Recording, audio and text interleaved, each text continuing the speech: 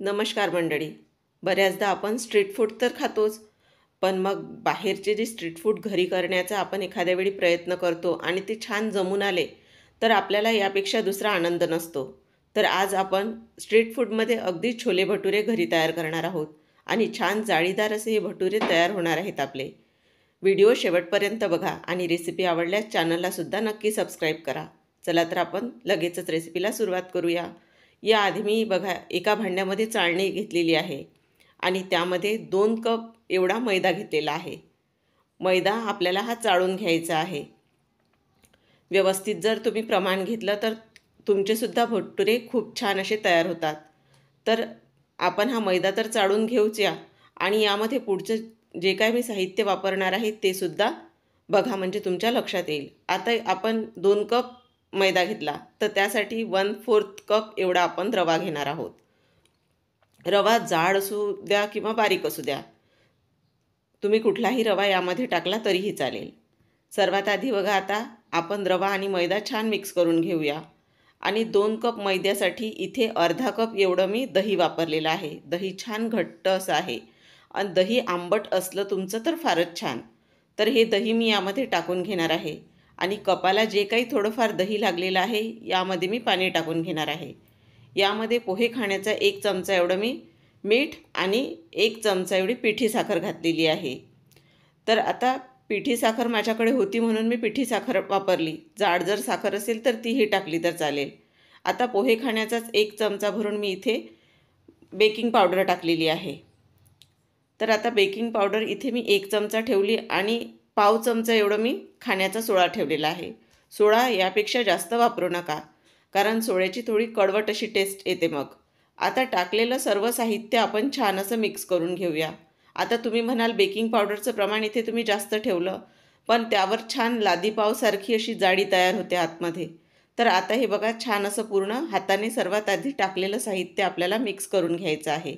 म्हणजे आपला जो मैदा आहे तो छान फर्मेंट होईल. आणि याच कपात मी पाणी घेतलेलं आहे. आता थोडे थंडीचे दिवस असल्यामुळे हलकंसं कोमट करून घेतलेलं आहे पाणी. त्यामुळे मैदा छान लवकर फर्मेंट होईल.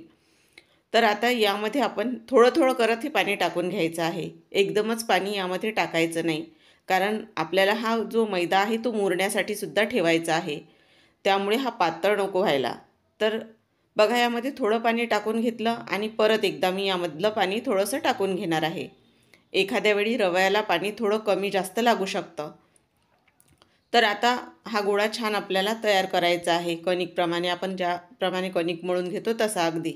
तर आता हा गोळा माझा बघा तयार झालेला आहे. आता याला बघा आपल्याला 3 ते 4 वेळा छान असं आपटून घ्यायचं आहे. तर आता असं केल्यामुळे छान यामध्ये हवा भरली जाते आणि गोळा छान असा फर्मेंट होतो. तर हा 4 ते 5 वेळाही केलं तुम्ही तरीही चालेल.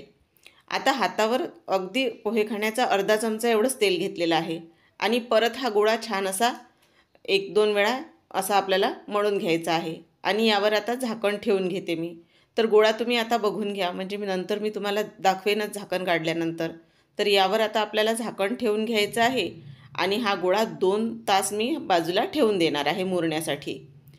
तर आता इथे बघा, मी चणे भिजू टाकलेले होते 1 कपभर एवढे. तर आता हे चणेसुद्धा आपण कुकरमध्ये शिजण्यासाठी टाकणार आहोत.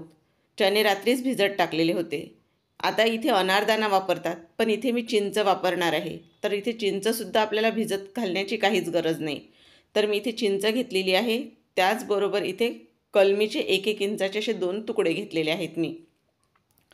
5 ते 6 काळी मिरी घेतलेली आहे. त्याचप्रमाणे 1 हिरवी विलायची आणि 1 आपली जी मोठी विलायची असते मसाल्यातली ती घेतलेली आहे. तर तिचा बघा समोरील भाग हलकासा आपल्याला असा उघडून ठेवायचा आहे, म्हणजे छान आतपर्यंतचा पूर्ण तो फ्लेवर आहे तो आपल्या पाण्याला येईल. आता इकडे बघा, एक भांडं ठेवलेलं आहे मी. त्यामध्ये अर्धा ग्लास एवढं पाणी टाकणार आहे आणि आपली चहा पावडर त्यामध्ये उकळून घेणार आहे. आपले जे आपण छोले करणार आहोत तर त्यांना रंगसुद्धा छान यायला पाहिजे, यासाठी ही चहा पावडर आपण कापडामध्ये न बांधता अशा प्रकारे तयार करत आहोत. तर चहा पावडर तर उकळली आहे आणि गार होण्यासाठी मी ठेवलेलं आहे. आता टोमॅटोसुद्धा आपण कापून घेणार आहोत. तर इथे एक मोठा टोमॅटो मी घेतलेला आहे, कारण आपल्याला जे छोले करायचे आहेत ते छान चटपटीत अशा चवीचे करायचे आहेत. तर टोमॅटो तर माझा कापून झालेला आहे. आता कांदासुद्धा आपण कापून घेणार आहोत. तर हा कांदासुद्धा माझा कापून झालेला आहे. आता कांदाही आपण बाजूला ठेवून घेऊया. आता कुकरमध्ये जे आपण छोले भिजवून घेतलेले होते ते टाकून घेतले. त्यानंतर टोमॅटोसुद्धा टाकून घेतला. आता जो आपण कांदा कापून ठेवलेला होता तो कांदाही आपल्याला यामध्ये टाकायचा आहे. त्यानंतर चिंच आणि जे खडे मसाले घेतले होते ते सुद्धा टाकायचे आहेत. कापडामध्ये न टाकता अशा प्रकारे जर तुम्ही टाकले तर त्यांचा फ्लेवर छान येतो. चहा पावडरसुद्धा यामध्ये काढून टाकलेली आहेत. तर जे पाणी होतं ते आपण त्यामध्ये टाकून दिलेलं आहे. आता यामध्ये आपल्याला जोपर्यंत छान असे आपले चणे भिजतील तितकंच पाणी टाकायचं आहे. आणि यामध्ये चुटकीभर एवढा सोडा टाकला. आता छान कुकरच्या 3 शिट्या काढून घ्यायच्या आहेत. तर कुकर आपण गॅसवर शिजण्यासाठी ठेवून घेऊया. तर आता इथे 3 शिट्या आपल्याला काढायच्या आहेत आणि नंतर कुकर आपण मग खोलून बघूयात. तर आता बघा बराच वेळ झालेला आहे. कुकरसुद्धा माझा गार झालेला आहे. तर कुकर खोलून बघूया. बघा जे आपण छोले शिजण्यासाठी टाकलेले होते त्यांना एक वेळ रंगसुद्धा तुम्हाला दाखवते मी. असा छान डार्क रंग यायला पाहिजे. टोमॅटो कांदासुद्धा छान शिजलेले आहेत. तर आता आपले चणे शिजले आहेत की नाही ते सुद्धा चेक करूया. तर असा यातला एक दाणा तुम्हाला काढून दाखवते. तर बघा किती छान शिजल्या गेलेले आहेत. आता यांना फोडणीची सुद्धा तयारी आपण करणार आहोत. तर त्यासाठी एक भांडं ठेवलेलं आहे आणि त्यामध्ये आपल्याला तेल टाकायचं आहे. बऱ्याच ठिकाणी इथे तेलाऐवजी तुपाचा सुद्धा वापर केला जातो. तर तुम्हाला जे यातलं तेल किंवा तूप आवडत असेल ते वापरायचं. पण मी इथे तेलाचाच याला ही फोडणी देत आहे. तेल छान असं गरम झाल्यानंतर यामध्ये जिरं मोहरी घातली आणि त्यानंतर आलं लसूण याची छान असं ठेचून घेतलेलं होतं ते घातलेलं आहे. बऱ्याचदा बारीक करण्याऐवजी ठेचून घालायचं. यामध्ये अर्धा चमचा धनेपूड, अर्धा चमचा इथे मी छोले मसाला, हळद आणि चवीप्रमाणे लाल तिखट टाकलेलं आहे. छान आता टाकलेले मसाले मिक्स करून घ्यायचे आहेत आपल्याला आणि यामध्ये जे शिजवून ठेवलेले छोले होते ते टाकायचे आहेत. यामधले तुम्हाला वाटल्यास थोडेसे मॅशसुद्धा तुम्ही करू शकता. तर आता आपल्याला हे छान शिजवून घ्यायचे आहेत आणि हे जे पाणी तुम्हाला आता दिसत असेल तर याला आपण 7 ते 8 मिनटं छान मंद आचेवर हे शिजवून घेणार आहोत. आता यामध्ये आपण पाव चमचा एवढी आमचूर पावडरसुद्धा घालणार आहोत आणि चवीप्रमाणे मीठ घालणार आहोत. आता छान पूर्ण आपल्याला हे मिक्स करून घ्यायचं आहे. आणि आता छोले तर आपले छान शिजलेलेच आहेत. फक्त शिजवणं आपल्याला यासाठी आहे की पूर्ण मसाल्यांचा छान असा फ्लेवर सगळीकडे येतो. त्यासाठी मंद आचेवर हे किमान 7 ते 8 मिनटं तरी शिजू द्यायचे. आता वरून छान मी आलं असं लांब लांब स्ट्रिपमध्ये असं कापून घेतलेलं होतं ते सुद्धा मी घातलेलं आहे.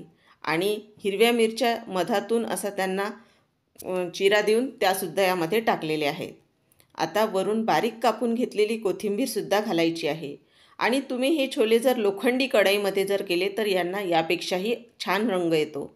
तर बघा आता छोले आपले आता शिजतच आहेत आणि थोडं यातलं जे पाणी आहे ते आटलेलं आहे. छोले आता झालेले आहेत. गॅस बंद करूया.